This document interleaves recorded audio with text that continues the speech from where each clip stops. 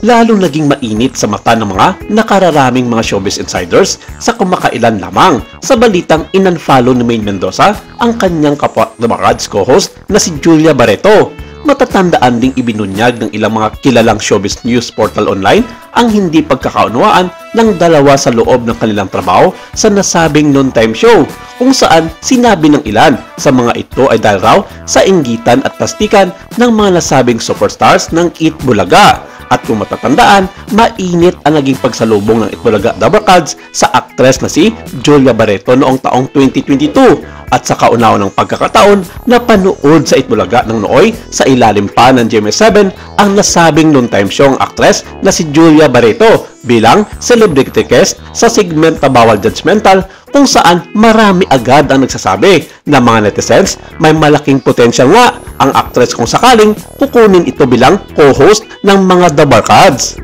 Sa nasabing segment noon, game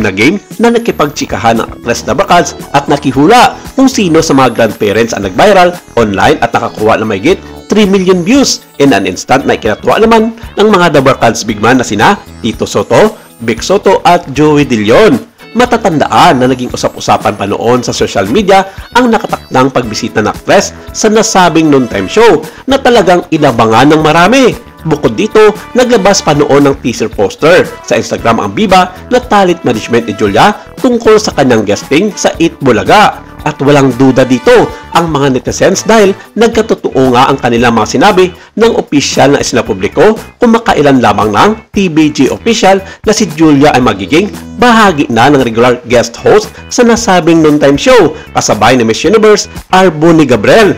Ito'y sa balitang pansamantalang paglisan ng co-host na si Atasha Mulak upang pagbigyan naman ito ng oras ang kanyang gagawing malaking proyekto sa Studio Viva ng Philippine adaptation ng Thai blockbuster movie na The Bad Genius The Series. Pero sa ilang buwan ng pamamagpag ni Julia sa kanyang hosting stint sa nasabing noontime show, nakitaan ito na malaki ang kanyang potensyal na magiging regular co-host na ito sa kanyang trabaho sa Eat Bulaga. Sinabi ng ilan na priority ngayon ng TVJ production na bigyan ng malaking break si Julia sa kanilang show na Eat Bulaga dahil malaki ang hatak nito sa kanilang mga viewers. At kumakailan lamang nang bigyan ng malaking break sa kanyang oras sa isang segment ng Eat Bulaga kung saan naging guest ng mga ito ang kanyang jowang si Gerald Anderson na magbigay daan para kiligin ang mga viewers nito sa dalawa.